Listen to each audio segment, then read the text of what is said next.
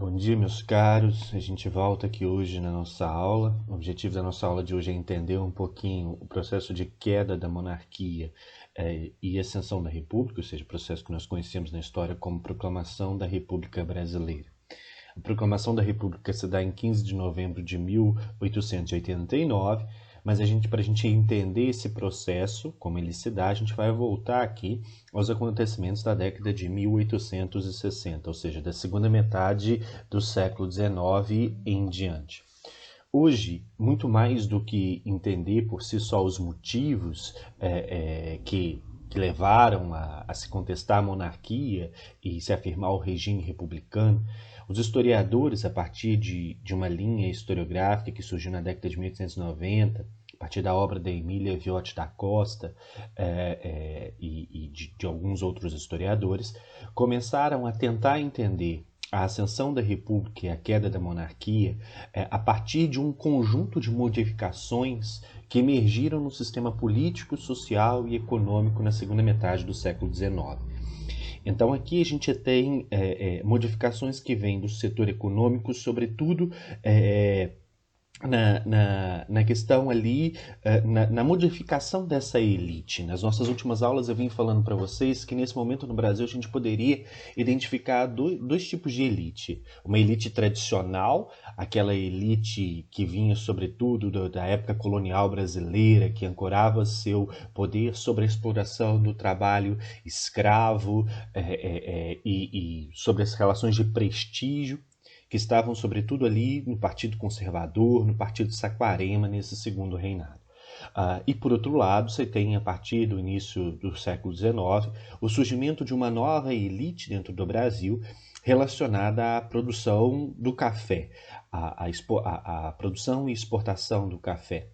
Essa nova elite, sobretudo uma elite ali presente no Rio de Janeiro, no Vale Oeste paulista, era uma elite preocupada em aliar o seu processo produtivo a novos modelos de produção emergentes dentro da Europa. Então era uma elite que já se preocupava em desenvolver a área mais urbana, em relacionar a sua produção de café na área rural com uma determinada produção na área urbana. Então vai investir em ferrovias, vai investir em indústrias, vai investir no desenvolvimento de um comércio nessas áreas urbanas. Então é uma elite que, de certa forma, coloca em relação o campo e a cidade.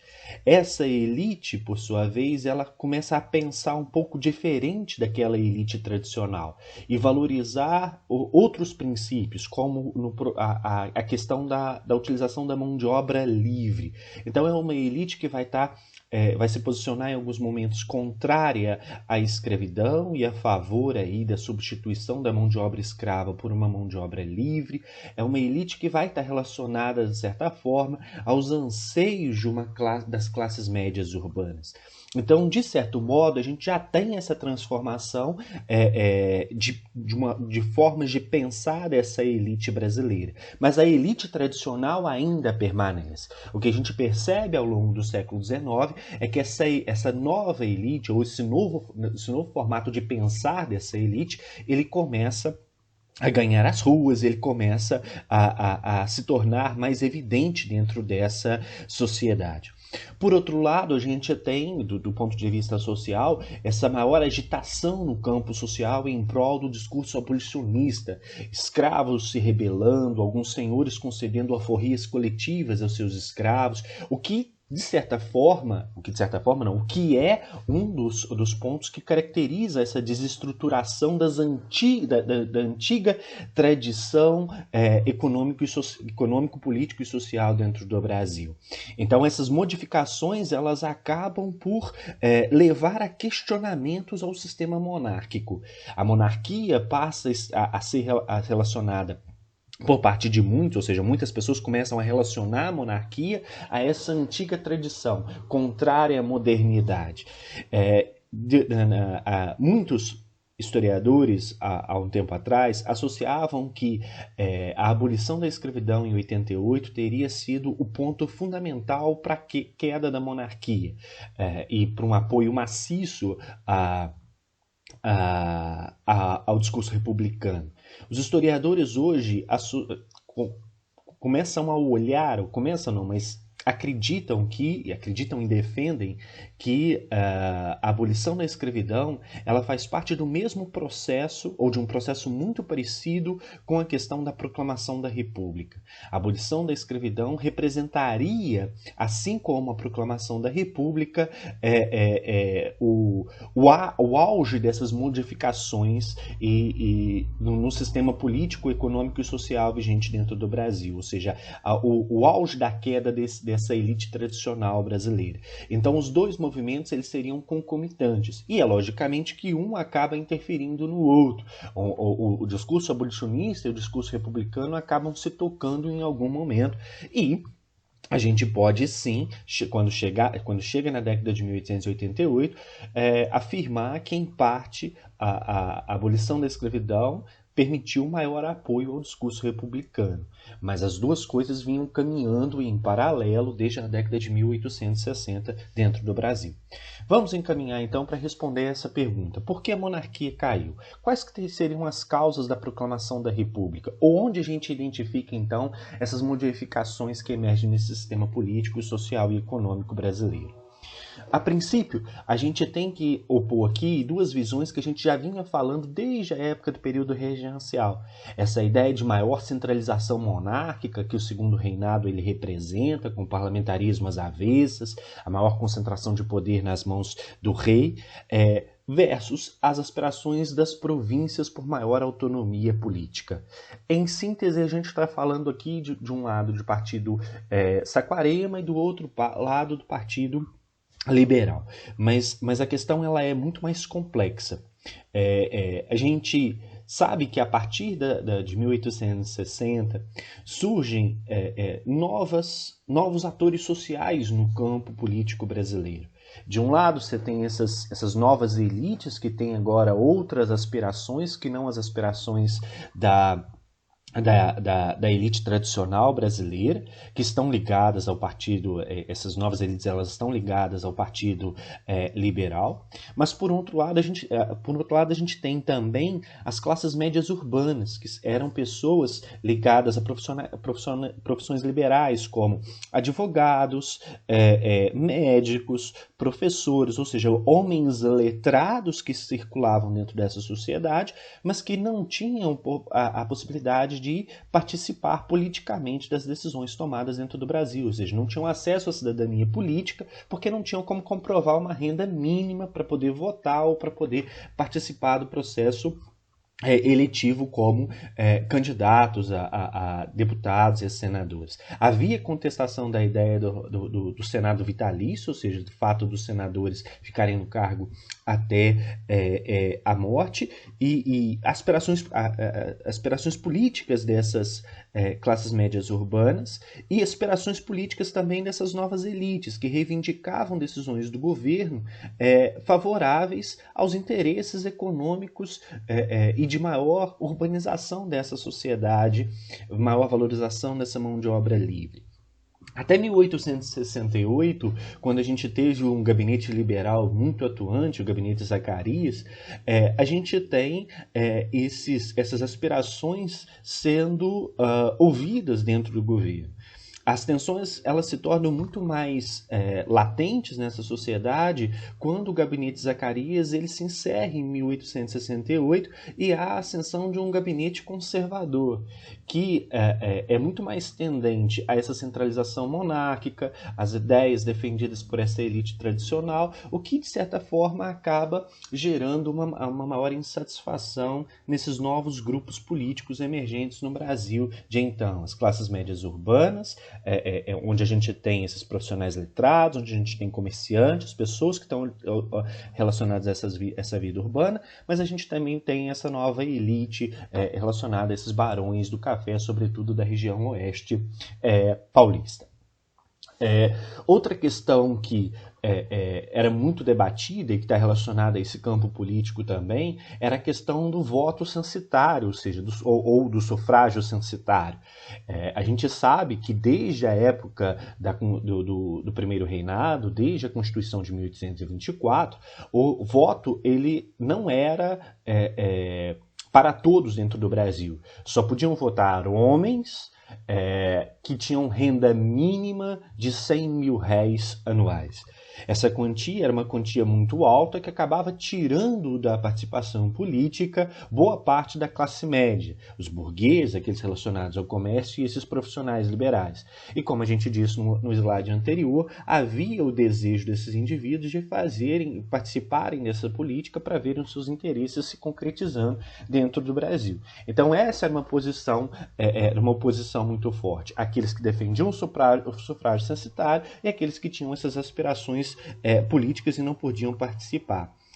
E aqueles que não participavam começavam a associar essas ideias dessa elite tradicional, essa permanência do sufrágio censitário, à então vigente monarquia dentro do Brasil. E começavam a ver a monarquia como um símbolo do atraso, como um regime que não dava espaço para a participação política deles. Então, o ataque não é a esses deputados, não é a essa elite tradicional. O ataque começa, muitas das vezes, a vir direcionado à monarquia em si. Outras duas forças muito importantes que a gente tem que observar em todo esse processo de queda da monarquia e ascensão da república é a igreja e o exército. A igreja, quando eu falo de igreja, eu estou falando basicamente da igreja católica dentro do Brasil. A gente sabe que desde o período colonial, ainda sob o domínio português, a igreja e o Estado tiveram intimamente entrelaçadas no Brasil. Uma união que ela permaneceu com a independência do Brasil. E a Igreja Católica era subordinada ao Estado dentro do país. Havia, por conta, desde a Constituição de 1824, os regimes do padroado e o regime do beneplácito régio. O que significa o regime do padroado e o regime do beneplácito régio?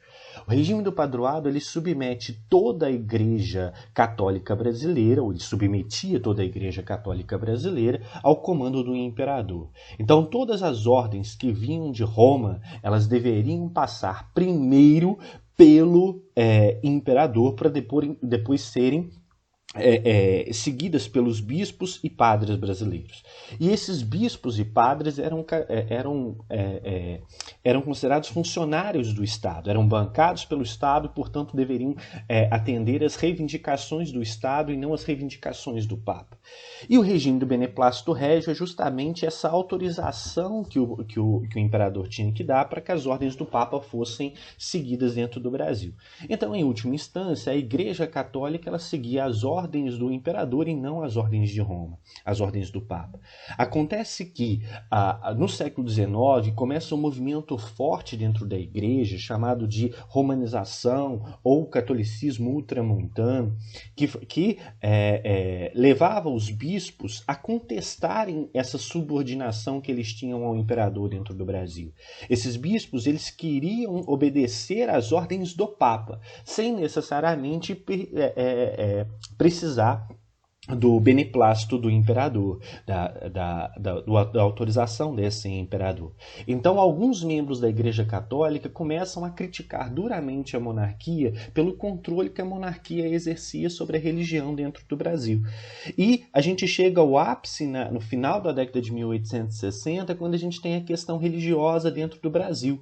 Quando dois bispos, se eu não me engano, do Pará, dois bispos da região ali nordeste, norte do Brasil, eles acabam interferindo em irmandades religiosas, em ordens religiosas, proibindo a organização dessas irmandades e o funcionamento dessas irmandades religiosas, que nada mais eram do que organizações religiosas comunitárias do local. Se alguém quiser saber, depois me chama no privado que a gente conversa um pouquinho a respeito dessas irmandades e dessas ordens religiosas. O fato é que a Igreja Católica era contrária às irmandades e às ordens religiosas. Já o Império, na Constituição do Império, havia permissividade para que essas irmandades e ordens religiosas existissem dentro do Brasil. E frente a essa ação desses dois bispos, o Dom Pedro II mandou prender os dois bispos e acabou obrigando, a Constituição do Império acabou obrigando eles a fazer alguns trabalhos obrigatórios. Isso levou a uma indisposição muito grande de membros da Igreja para com o Império, intensificando esse debate, intensificando as críticas à monarquia por parte do clero brasileiro. Então a igreja ela entra nesse discurso também de desconstrução da monarquia, contrariando, principalmente criticando essa posição do império de controlar os seus membros e controlar as suas decisões. Uma força muito importante, aquela que foi responsável pela proclamação da República dentro do Brasil, é o Exército. O Exército Brasileiro, na década de 1860, ele se organiza, ele se institucionaliza de fato com a Guerra do Paraguai. A Guerra do Paraguai ela tem como consequência uma melhor organização, uma melhor institucionalização do Exército Brasileiro. E isso faz com que os generais desse Exército e, sobretudo, os membros desse Exército como um todo, é preciso a gente ver o Exército como aqui um reduto não só das antigas elites, mas um lugar onde há também a atuação dessas classes médias urbanas. Num país onde a ascensão social era tão difícil como o Brasil, muitos membros dessas classes médias urbanas viam a possibilidade de ascensão social no Exército. Então, algumas brigadas do Exército, algumas infantarias do Exército Brasileiro eram compostas basicamente por membros advindos dessas classes médias urbanas que pediam por reivindicações, que tinham reivindicações políticas urgentes. Então, o Exército ele é um campo em que ele se institucionaliza com a Guerra do Paraguai e contém dentro dele questionamentos à ordem então vigente, sobretudo advindos desses indivíduos que não vêm dessas elites tradicionais dentro do Brasil. Então começa um discurso em torno de uma politização do Exército, uma participação política do Exército na sociedade brasileira.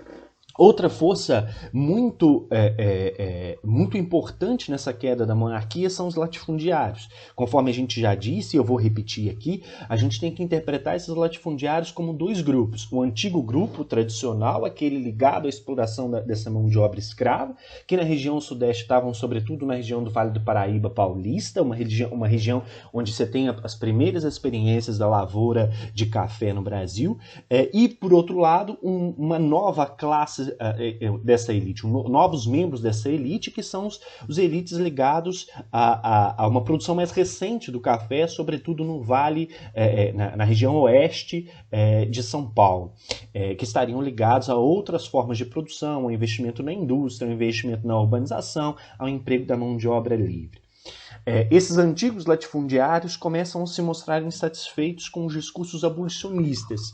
E isso é um fato, como eu havia dito para vocês. E começam a se opor ao regime pela ausência de um discurso que os favorecia, ou seja, começam a se opor às ações que o governo vai tomando no sentido de instituir a Lei Áurea, a Lei dos Sexagenários e depois a Lei do Ventre Livre, a Lei dos Sexagenários, depois a Lei Áurea em 1888. E quando a Lei Áurea é instituída, muitos desses latifundiários passam a endossar o discurso republicano que vinha já por parte dessa nova elite, por parte dessas classes médias urbanas. Em todo esse contexto que eu venho falando para vocês, logo depois que o gabinete Zacarias cai, que os liberais deixam o poder e que reassumem os Saquaremas e voltam com uma política mais conservadora, grupos dessas classes médias urbanas, dessa nova elite paulista, pessoas ligadas sobretudo à imprensa, à circulação de jornais, à circulação de ideias, se reúnem e produzem um documento que nós chamamos de Manifesto Republicano em 1870, em que eles escrevem um documento se identificando com os ideais republicanos e opondo a república à monarquia. A monarquia seria o símbolo do atraso, seria o símbolo dessa tradição que o Brasil deveria romper com ela. E a república seria o futuro, seria a inovação, seria a melhor escolha para o Brasil. E aí, nesse sentido, o Manifesto Republicano abre com a frase: somos da América e queremos ser americanos. Essa frase ela diz muito, porque depois da independência, só o Brasil conservou um regime monárquico. A gente tem o México, que tem uma experiência de 2 anos de regime monárquico depois da sua independência, mas em todo o continente americano, a única monarquia que durou durante tanto tempo, durante mais de 60 anos, foi a monarquia brasileira. Então, a ideia republicana, sobretudo depois da independência dos Estados Unidos, ela marca o continente americano. Então, esses republicanos abrem com a ideia de que se toda a América é republicana, o Brasil também deveria ser republicano. Então, se nós somos pertencentes à América, devemos olhar para os Estados Unidos e perceber que nós devemos seguir esse modelo. Então, a monarquia ela passa a ser enxergada aqui dentro do Brasil como uma planta exótica em todo o continente americano, e uma planta exótica que deveria ser abandonada. E aí a gente não pode esquecer que a gente está no contexto do imperialismo também, a ideia de do American Way of Life, ou seja, o estilo de vida norte-americano. Isso vai contaminar muito esse discurso republicano dentro do Brasil. E esse discurso republicano, atendendo a essas novas elites dentro do Brasil, defendia um amplo federalismo. O que é isso? A maior autonomia para essas províncias poderem se governar. Então, aqui está posta uma reivindicação antiga que a gente vem tanto falando dela desde o período regencial. Então a gente tem um modelo republicano que surge, baseado na ideia da República Norte-Americana, da República Estadunidense, que defendia a República como modelo político e o federalismo como princípio básico, ou seja, a independência dessas províncias para tomar decisões internas. Logo depois do Manifesto Republicano, é criado o Partido Republicano na cidade de Itu, em São Paulo, que representava, que aglutinava em torno de si todos esses interesses que nós vimos falando aqui. Esse Partido Republicano ele foi contra o unitarismo político, ou seja, contra a ideia de um regime monárquico centralizador, e excluía, em parte, a elite agrário-exportadora. Logicamente que não excluía toda a elite agrário-exportadora. Esse Partido Republicano ele não permitiu a entrada em seu meio daquela antiga elite, daquela elite tradicional, sobretudo ligada às primeiras experiências de lavoura cafeeira no Brasil, a elite ali da região do Vale do Paraíba paulista, a elite açucareira do Nordeste brasileiro. Essa elite ela vai compor um discurso apoiador à monarquia e não apoiador a esse Partido Republicano. Dentro desse Partido Republicano a gente vai ter essas classes médias urbanas, membros do Exército, a gente vai ter membros dessa nova elite que já pensava de uma forma diferente da antiga elite tradicional. Esse Partido Republicano defendia um conceito de modernização. Esse conceito estava relacionado ao incentivo à imigração, ou seja, substituição de mão de obra escrava por mão de obra livre, utilização do trabalho livre assalariado, ampliação da rede ferroviária, urbanização, acumulação capitalista, ou seja, acumulação de recursos, substituição das importações. Aqui a ideia de abrir indústrias dentro do Brasil para substituir aquilo que a gente estava importando, industrialização e o federalismo, ou seja, a independência dessas províncias para tomar decisões por si próprias. Até aqui a gente veio falando então dessas forças do surgimento desse Partido Republicano e agora a gente passa a falar daquele que foi um dos atores principais do processo da proclamação da República, que é o Exército. Como eu disse para vocês, a Guerra do Paraguai ela foi fundamental para permitir uma maior organização do Exército dentro do Brasil, uma institucionalização desse Exército de fato.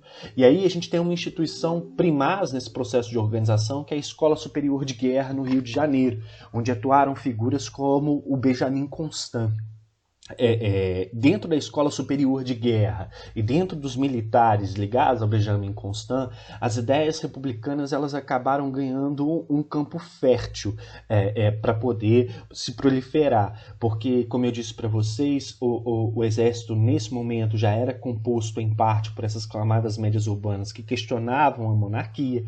Era um exército que, já organizado, se via em uma posição desprivilegiada dentro do do governo monárquico, uma vez que entendia que não teve o reconhecimento devido pela vitória na Guerra do Paraguai. Então era um exército que se colocava contrário, em parte, já questionava, não que se colocava contrário, mas questionava essa monarquia. É lógico que o exército ele era composto por vários agrupamentos. Então, dentro dessa instituição, você tem ainda um grupo consistente que defende a monarquia, que tem essas antigas visões, que está aliado a esses ideais monárquicos. Mas você tem também aqui o surgimento aos poucos desses novos grupos que começam a questionar a monarquia e se alinhar às ideias republicanas. Uma figura muito importante nesse processo é o Benjamin Constant. O Benjamin Constant ele foi responsável por entender os ideais positivistas vigentes na França, sobretudo desenvolvidos ali na França, e tentar trazer esses ideais para dentro do exército. Esses ideais passavam, sobretudo, pelo princípio máximo da ordem do progresso.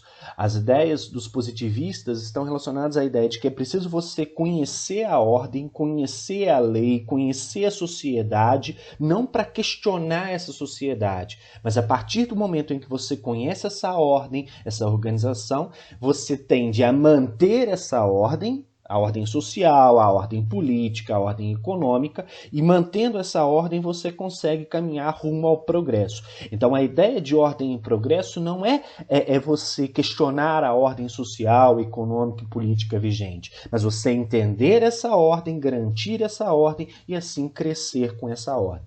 Essas ideias trazidas pelo Benjamin Constant acabaram ganhando muitos adeptos dentro do exército brasileiro. E os militares acabaram se vendo como responsáveis por garantir essa ordem. Eles se entendiam como aqueles indivíduos responsáveis por corrigir os vícios da organização política e social dentro do Brasil. Então a ideia de entender essa ordem, estudá-la, compreendê-la, para poder manter essa ordem, retirando a ideia de corrupção, a ideia de atraso que estaria associado a esse governo e então fazer com que o Brasil crescesse. A atuação do Benjamin Constant acabou resultando na assinatura de vários pactos de sangue, vários acordos no ano de 1889 e foi fundamental para a proclamação da República Brasileira. Esse movimento republicano, então, na década de 70 e 80, ele vai ganhando força. Ele se torna forte, sobretudo, na região sudeste do Brasil, principalmente nos estados do Rio de Janeiro e São Paulo, mas contamina também o Rio Grande do Sul. E em várias localidades do Brasil vão surgir clubes e jornais republicanos, responsáveis por espalhar o positivismo, as ideias positivistas, responsáveis por espalhar essas ideias republicanas e responsáveis também por desconstruir o ideal de monarquia existente dentro do país. Entre os republicanos havia uma diferença entre dois grupos. Haviam aqueles, todos eram republicanos, mas eles divergiam na forma como se instalaria a república dentro do Brasil, de como se levaria à queda da monarquia. Você tinha os revolucionários e os evolucionistas. Os revolucionários, tidos como mais radicais, liderados por uma figura chamada Silva Jardim, defendiam que não havia uma maneira democrática de se chegar à república. Era preciso derrubar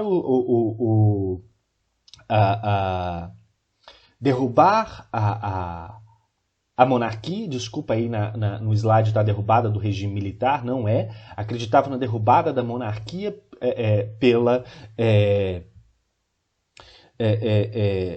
por um golpe. Então, a ideia era que o povo se rebelaria contra a monarquia e assim destituiria esse regime monárquico por meio de uma revolução, de um modo mais radical. Já os evolucionistas acreditavam na possibilidade de se implantar a república através de eleições, através de uma consulta pública, sem uma ruptura radical, sem um golpe, sem uma grande revolução.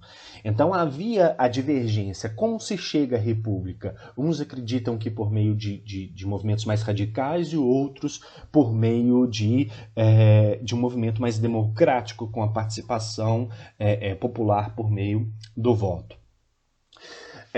Nesse sentido, frente a todos esses discursos, a gente vai ter atuação frente a toda essa posição que surge na sociedade sobre a proliferação, frente a essa proliferação desse discurso republicano. O governo monárquico ele acaba querendo reagir. E aí a gente tem a atuação do gabinete do Visconde de Ouro Preto, que tentou, de certa forma, tomar medidas e aprovar um conjunto de legislação que atendesse às reivindicações dos republicanos, revendo leis de terras, revendo a questão da abolição, revendo a questão da imigração dentro do Brasil. O Visconde de Ouro Preto ele teve uma atuação muito na tentativa de pacificar os ânimos e manter a monarquia vigente.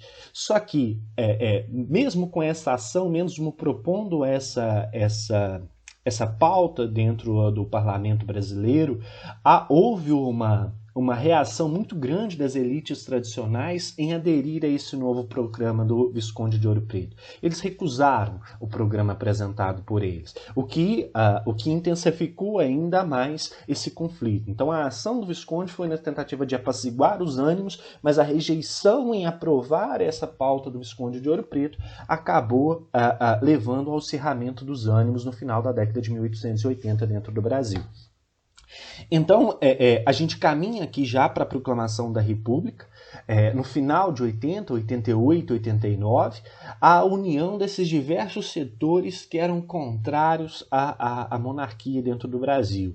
A união dessa burguesia cafeeira do Oeste Paulista, que eu estou chamando de burguesia cafeeira, que é essa nova elite, são esses produtores de café que já estão associados a esse meio mais urbano, os seguidores das classes médias urbanas e esses militares que se opõem ao regime monárquico. Então essas pessoas se unem para poder tirar a monarquia, para poder derrubar a monarquia, porque entendiam que a monarquia era a fonte da maior parte dos problemas existentes dentro do Brasil. E acabam pedindo um posicionamento de uma figura muito importante dentro do Exército Brasileiro, que é a figura de Deodoro da Fonseca. Marechal Deodoro, ele era um monarquista convicto e era um monarquista que já havia se posicionado a favor de Dom Pedro II, era amigo pessoal do Dom Pedro II, mas que foi pressionado por esses segmentos, pela burguesia, pela classe médias urbanas e pelos próprios militares a tomar uma posição.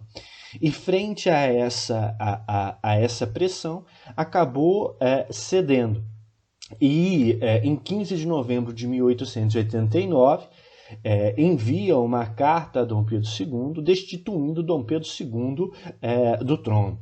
Então não houve uma ação efetiva de entrar com cavalo, ameaçar tirar o poder do Dom Pedro II, não houve uma participação popular efetiva na proclamação da República Brasileira. Foi um golpe militar dado por um monarquista que destitui a monarquia e implanta a república, por pressões que vinham desses grupos então emergentes. E aí é muito importante a gente ter aqui agora o José Murilo de Carvalho na cabeça para poder fechar essa nossa aula de hoje. Frente a tudo isso que a gente falou, em nenhum momento eu falei com vocês de apoio popular. A gente tem setores das classes médias urbanas, a gente tem uma elite, uma nova elite cafeeira, a gente tem a participação dos setores militares nesse processo, a participação do questionamento da monarquia por parte da igreja, mas o povão mesmo, o povo não participa desse ato. A proclamação da República dentro do Brasil, ela é entendida muito mais como um golpe militar do que como uma ação da sociedade. Não é um ato popular, ela é um processo que contamina pouquíssimas pessoas e que não se difunde em larga escala para além do círculo daqueles que atuaram nesse evento, ou seja, dessa elite, dessas classes médias e dos militares. A população ela não participou do processo que pôs fim ao Império. Toda a articulação para a derrubada do imperador se deu às escuras, justamente nesse movimento republicano. Quando eu falo às escuras, é nesse movimento republicano, sem a participação do povo. Provavelmente o povo assistiu a tudo bestializado. Isso é uma frase de um jornalista da época chamado Aristides Lobo, que significa que o povo ele não entendia muito bem o que estava acontecendo no momento da proclamação da República. O José Murilo de Carvalho fala que no momento que a família real foi deixar o Brasil, e a escolha foi para deixar à noite para não ter reação popular, a população nas ruas aplaudia a família real passando porque achava que era um cortejo daquela família real, não compreendia que a família estava deixando o país naquele momento. Então o povo ele não participa e ainda não compreende muito bem o que está acontecendo. O próprio significado da palavra república era muito abstrato para poder naquele momento ser compreendido pela ampla parcela da população brasileira, que era na sua maior parte iletrada. Por ser esse movimento não popular, foi necessário construir um reconhecimento popular para esse novo regime. O que foi feito utilizando o poder dos símbolos, o poder da bandeira, do hino e do próprio herói nacional. Vou passar rapidamente